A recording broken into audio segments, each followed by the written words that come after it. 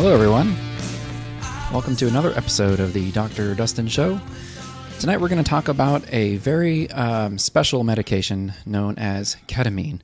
But before we get into that, we're actually going to go down memory lane to when ketamine was first discovered. That is right, 1962, Wayne State University, doctor and professor and organic chemist, at the time, Dr. Calvin Stevens.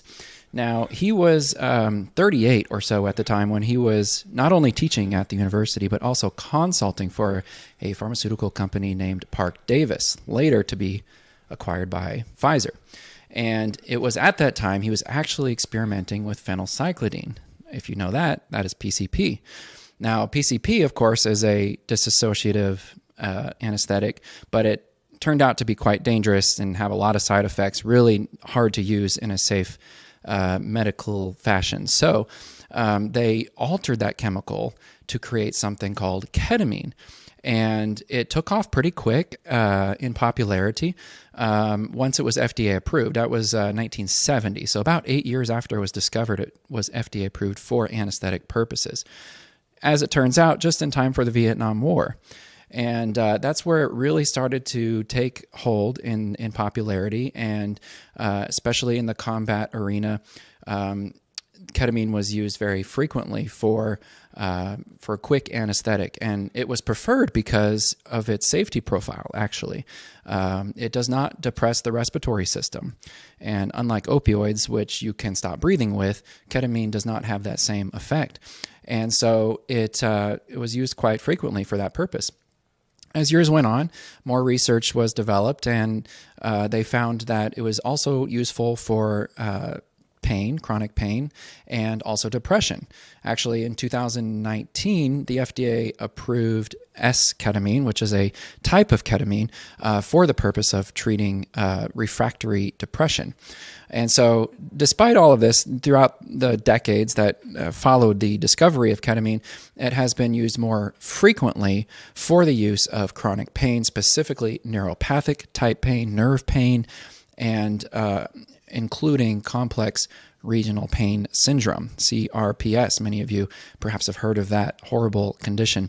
And so tonight, we are actually going to highlight a very interesting and special case to me, someone who found great relief with ketamine as part of their treatment program. You may remember her from an old podcast we did several months ago. She's back again because she's doing so great. She wanted to tell you guys the update. Everybody welcome Nelda to the show. Hi. Hi, Nelda. Hi. Welcome back. I'm happy to be back. You know, we did a podcast about complex regional pain syndrome and your success that you found in ketamine several months ago. Yes. And I kind of thought maybe that's where it was going to end, at least for the podcast. But we've been keeping up with each other, obviously, and you insisted on coming back again because you've been doing so much better. You wanted to give everybody an update. Yes, because I'm doing even better than I was then. And I was doing really good then. I really thought that was going to be the best that I could get out of it. But as the months have gone by, every month I'm getting better and better, and it is lifting not just the pain, but the depression I didn't know I had for the pain. Yeah. Yeah, it was dulling so much that I just didn't realize. So for those of you that didn't watch our initial episode, if you could, Nelda, kind of bring them up to speed. What caused your complex regional pain syndrome, and when did you first develop this? It happened in 1993. I was a legal assistant in a law office, and a lady that was heavier, I was helping with an asthma attack. She went to fall. I fell with her and hurt my neck. Didn't think anything about it. And then the next morning, I couldn't get my shoulder off of my ear. And went to the doctor. They gave me a muscle relaxant. From there, sent me to physical therapy, and I was just getting worse and worse. Mm-hmm. And being touched, and everything's, the wind hurt, the water hurt, and I was on fire all the time. And it was my physical therapist that said, no, there's something more going on here. She sent me to Texas Back Institute, referred me there, and they diagnosed me there with reflex sympathetic dystrophy. Right. What everybody calls CRPS now, yes. Which is, what we used to know, RSD. Yes. So once you got that diagnosis, what did they do to treat you? Started with stellate ganglion blocks, a sympathectomy on my left side, thinking that by severing that sympathetic nerve, it would keep it from going even further. I would get stellate ganglion blocks every week, 3 in a row, 3 days in a row. Once a month, I was doing opioids by the handfuls and a morphine pump with Dilaudid in it, and nothing was taking care of it. That sounds like a lot of injections, a lot of procedures. Oh, yes. A lot of time out of your life. Oh, yes. Did they help at all? I mean, even for short periods? For short periods, yes, they did. And that's what kept me, for first 6-7 years, that's what kept me going. Yeah. Was taking all those meds and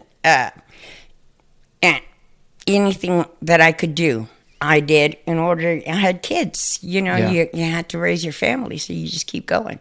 Can you give us a little bit of an idea how that pain impacted your life? I mean, what is it that you were experiencing that you could do, you couldn't do, that type of thing? Just taking a shower, anything soft touching you, water, wind is agony. I used to say that water and wind were my enemies because I was constantly holding my arm in, my leg, wearing clothes, taking a shower, washing your hands and face. You dread it. And then with the pain being where you almost want to pass out, you start avoiding those sort of things. You start avoiding anything that you can. Yeah. And going in a car, doing anything really was painful. Yeah. You just got worse and worse. So you did lots of injections, and it sounds like you got onto some pretty high-dose opioid therapy. Oh, yes. I was taking 10 milligrams. I was taking 10 milligrams, 10 a day, and then 2 milligrams of Xanax, 8 a day. Wow. And that's not including the gabapentin, the duloxetine, and everything else that goes with that. That must have at least helped to some degree, but I imagine it was hard to function even with all of that medicine. Yes, and that's what ended up, stopping my being able to work. I mean, I was totally drugged up. I couldn't do a lot of my job anymore. When did you have the pump removed? In 2019. Okay. So that's how long I had the morphine pump. Yeah. Yes. Wow. And what was the reason that you ended up having it taken out? I was just sick of being on the opioids. I saw everything. I would run out of them and never go through withdrawals because they weren't really helping me. And my body was wanting them, but not for the pain because they weren't really helping my pain. So I just stopped taking the opioids, stopped taking everything, and had the pump removed. And I was just going to, bear it out until ending. I had a plan. Yeah. I had a plan. Right. I only saw an end. I never, ever saw a future. Wow. All I did was see an end. I was going to wait till my kids grew up. Well, they did, and then they started having their own kids. So then I was going to wait till my grandkids grew up. And I have everything ready. I had a end of life plan, and everything changed when my mother asked me to go one more time and led me to you. And when I saw you, the first thing you said to me was, how can I help you? What helps you with your pain? You didn't try and tell me that it's all in my head. You didn't try to say, don't think about it, or, you didn't do that. And I didn't try to push a stimulator on you either, right? Oh, no, you didn't. Which we did talk about it. Yes. We did talk about it. We talked about it. But why well, the first thing I said was, I don't want pain meds. Yeah. And I'm very, very blessed that I don't have that craving for the pain meds, because I know if I did, I would probably be trying to find more pain meds. For sure. Yeah. But I'm very, very blessed that I don't have that. And it's the first thing I said, not that. Let's do something else. And then 3 months into it is when I talked to you about the ketamine, and you offered to do oral ketamine. Yeah. Let's just start off. And right off the second month, I noticed that I was dealing with the pain a little better. And then, and I was telling you every month, I noticed this. I'm noticing that I can think, I can strategize, I can calculate again. I was filling out lists because I couldn't do one step to the next on some things, even cooking. Yeah. Now, I don't even have to think about it. I think part of the reason we didn't do the stimulator is because, number one, you already had one done. Yes. And it wasn't successful for you. Right. So, again, why beat a bush to death if there's no point to that? And then the other reason was because the CRPS was affecting your arm and your leg. Yes. So we could get coverage with multiple leads, but it would be challenging. And you've been through so much by this point. Well, and I didn't want any more surgeries. It was just making things worse. And ketamine was like the one thing we didn't try. Right. At this point. And that was the one thing I've been waiting for ever since 2001, when I saw that study that it had been approved for CRPS. I'd been waiting to get that. And every doctor I talked to never even heard of it. You heard of it. But the doctors before had not heard of this treatment. Yeah. Now, to be clear, it's not technically FDA approved for CRPS, but it is widely used. The American Society of Regional Anesthesia and Pain Medicine also talk about its use, especially IV use, for chronic complex regional pain syndrome. Although it is considered off-label, and certainly the oral ketamine is sort of even a more niche approach, because we're kind of treating it the same way we would treat depression, with the idea that it's going to help with pain. Right. But that's the whole thing. The depression comes with pain, and they go hand in hand. So if you're treating the depression, the pain's going to get a little better too, and I expected that. Yeah. But I didn't expect that I was depressed. I didn't realize I was depressed because I'm a very positive thinker. I always have been, but it wasn't until I started seeing this darkness lifting. Everything looked cleaner, and not as dirty, not as gray. And I was starting to have emotions again, crying in movies, getting emotional, that I didn't realize that I was really clinically depressed and not being treated for it, because I ran away from all the treatments for pain. Right. So I wasn't getting any treatment for the depression. Yeah. Yes. Ketamine is very unique, I think. I guess similar to duloxetine in a way, but it's through a different mechanism of action in how it treats both pain and depression. Glutamate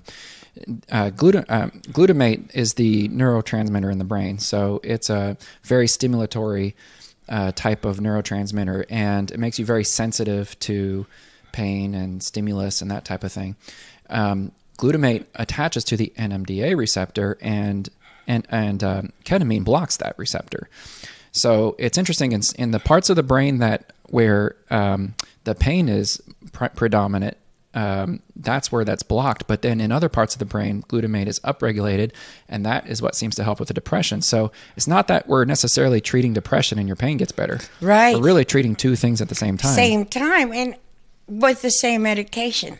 And you don't think about pain and depression going together. At least I didn't, because I was a positive thinker. I was always up, but people saw that I wasn't the same that I had been. And in the last couple of years, the reason my mother talked me into doing this, because she saw a steady downturn in even that, in my positive attitude and the way I talked about things. Yeah. You know, I didn't talk about a future of anything. If I may recollect, when you first came into the clinic, even the simplest movements were challenging for you. Oh, yes. I mean, just by looking at you from across the hall, you could tell you're in pain. Yeah. Right. And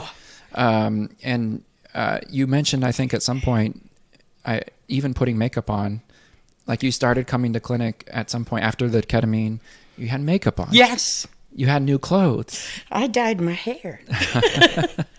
I dyed my hair. I blow dry my hair.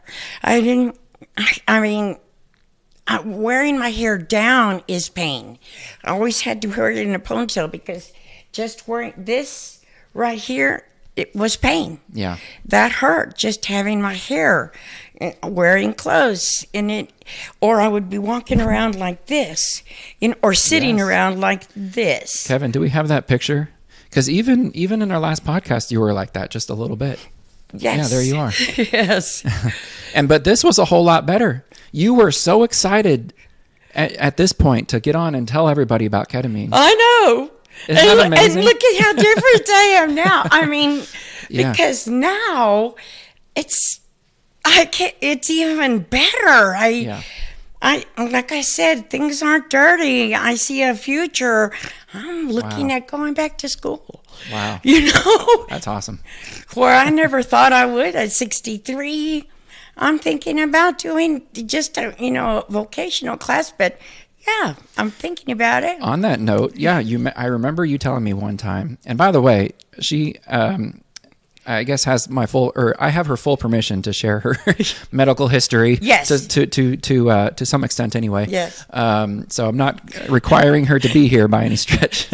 Is this true? Yes. Okay. Yeah.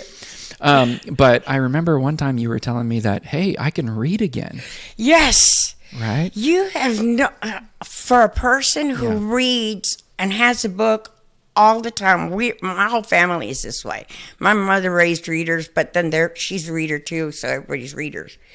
And whenever you can't read a page, I went for 2 years not being able to read, Dr. Lee. And I really believe that I listen to music. Music is one of my things. Music, yes. Yes, remember I told you where I couldn't even listen to James Taylor. Something, Van Morrison, something smooth and easy listening was painful. I couldn't even listen to music, and that used to be, and reading used to be my escapes. Dancing it out. When I was hurting really bad, I take that energy and I put it on that. Yeah. And not being able to listen to music or to read just drew me further and further into that well. Oh man, I can't imagine. And I was in, and that's why I've been bugging him for the last 3 months. I want to get back on your podcast because I am so different. Yes. Even from the last podcast, and I was different in that podcast from when I came and first saw you. Right. So it's just a miracle. It really is. And I wanted people to see that there's still something out there. There's still hope. There's still hope. I always hung on to hope, and I let it go when I gave up on it. But I'm glad I'm back because there's still so much hope. There's so much more to gain from trying this than you got to lose. You really do. Yeah. You really do. I've gained my life back, my future. I see light at the end of the tunnel. I see something where all I ever saw was an end. Was, when am I going to end this? That's all. Yeah.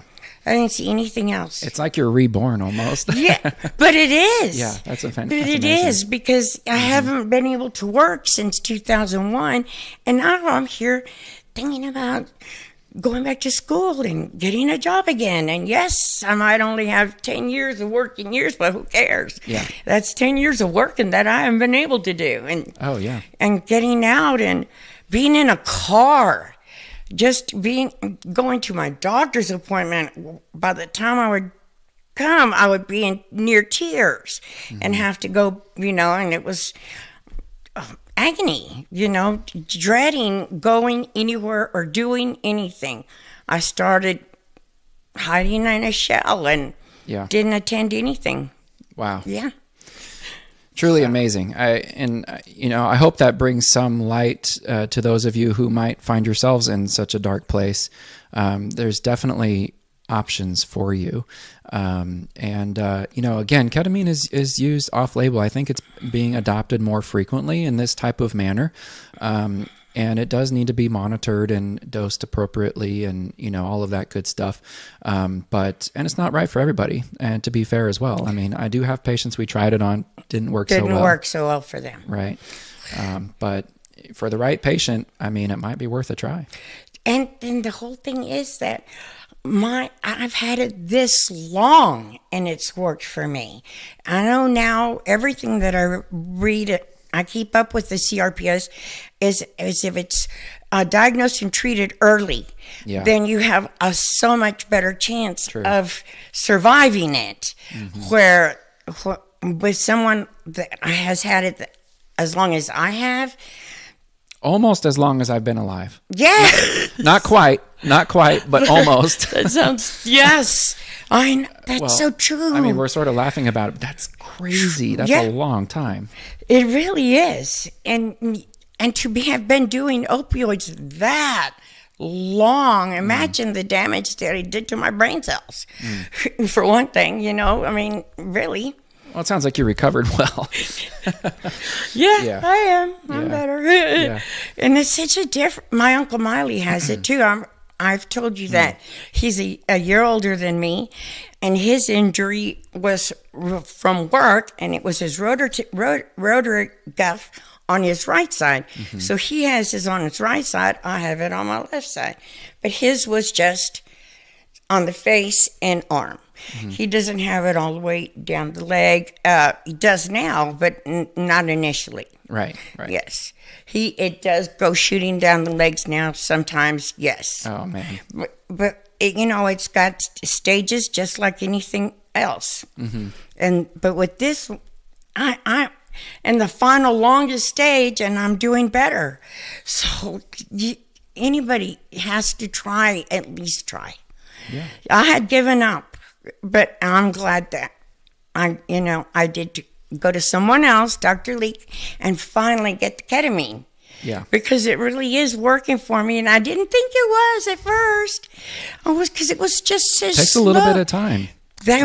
And we started with a very low dose and built up little by little. But man, you can see the difference now, and I want to keep going. I keep saying that. Let's keep going because I'm doing better and better. Yeah, I am. Yeah, that's great. I'm doing better and better.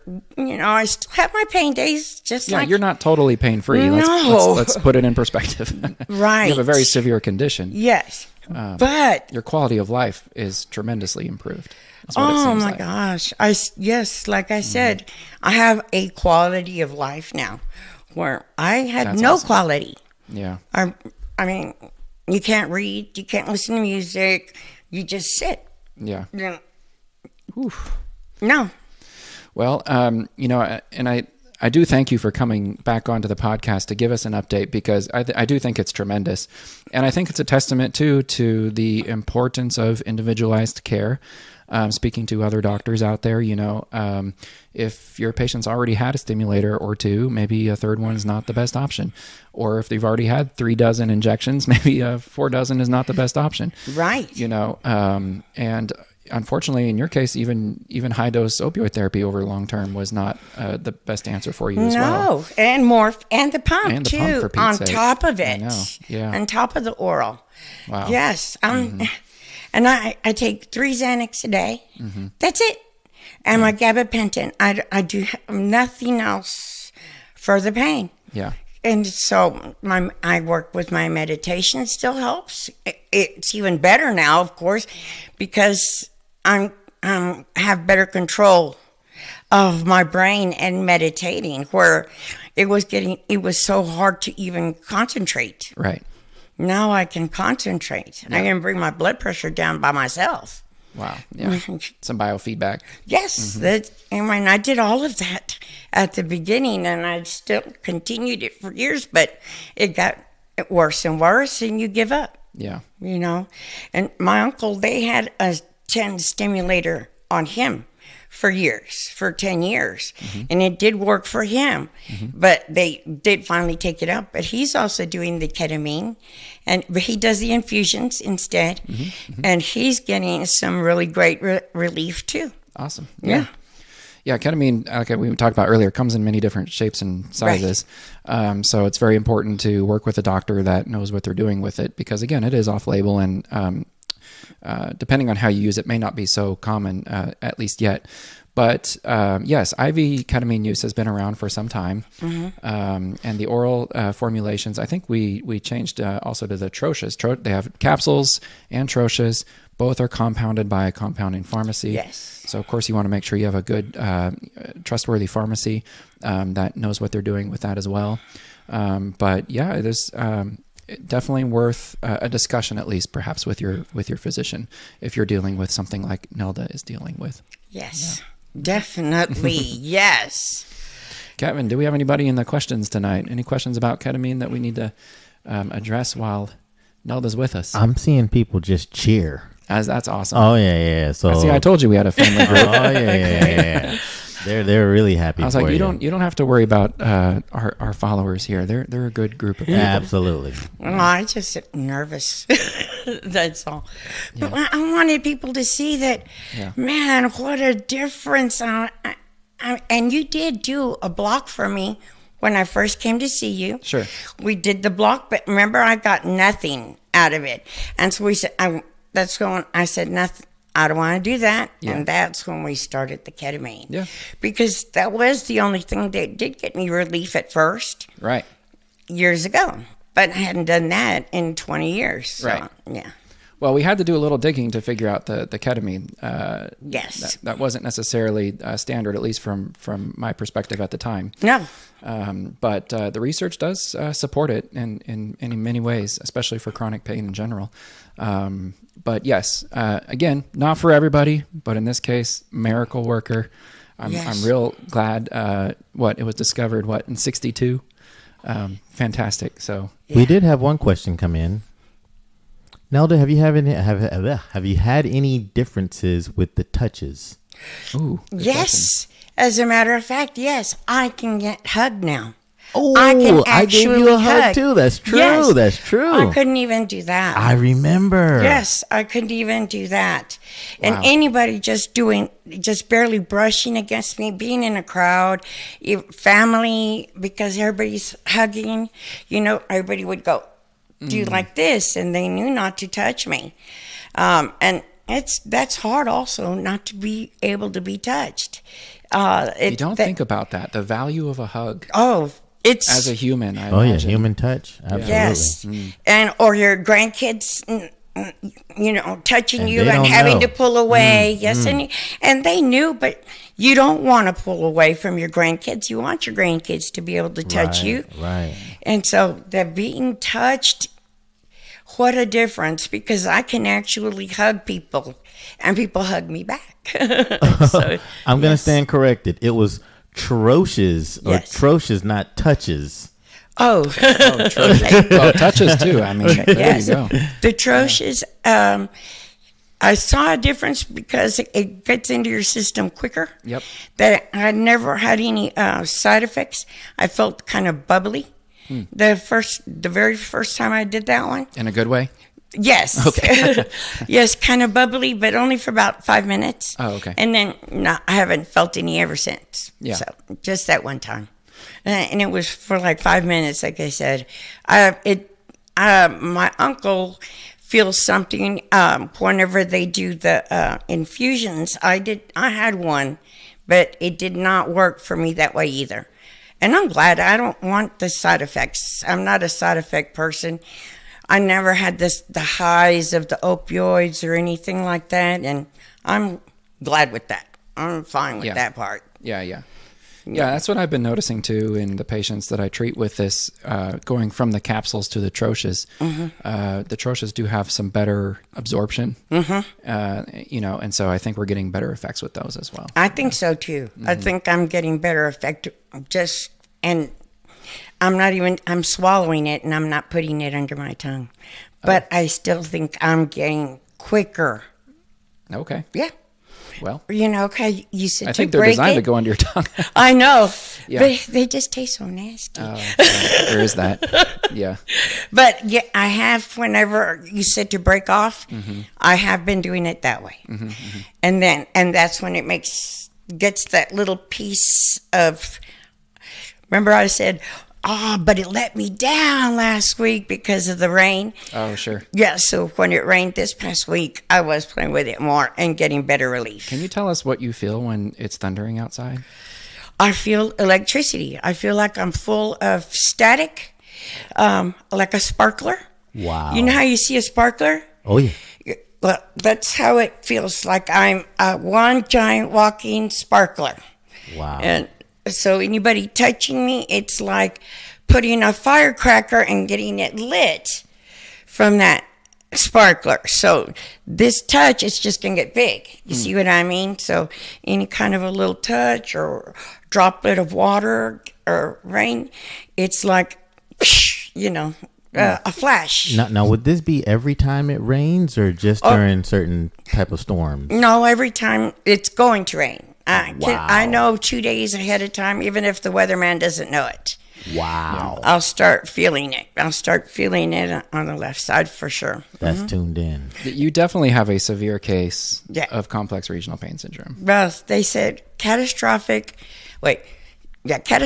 non-paralyzing spinal cord injury. Right. Is what they called it.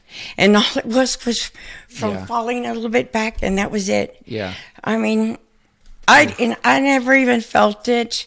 I have a high tolerance for pain, so they said that's probably what made it worse, was that I didn't take it seriously, and so it just got worse and worse. Yeah. Yes. Wow. Because I didn't think it was that big a deal. Yeah. But it ended up being a really big deal. Wow. Yeah. But Well, I'm so glad that, like I said, you were able to come back and you look wonderful. Thank you. I feel wonderful. You're moving your hands and your arms around like normal. I Like know. You would never know you have such a debilitating pain condition that you've lived with for so long. That's the whole thing. Yeah. I want people who've been living with this for a very long time there's hope. There's hope. still something out there. That's There's still amazing. something out there to help.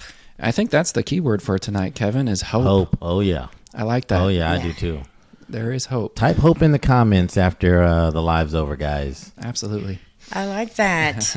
I like Yes. that a lot. Well, thank you for bringing us some hope tonight, Nelda. I appreciate that. Well, thank you for having me. I wanted to tell everybody. There you go.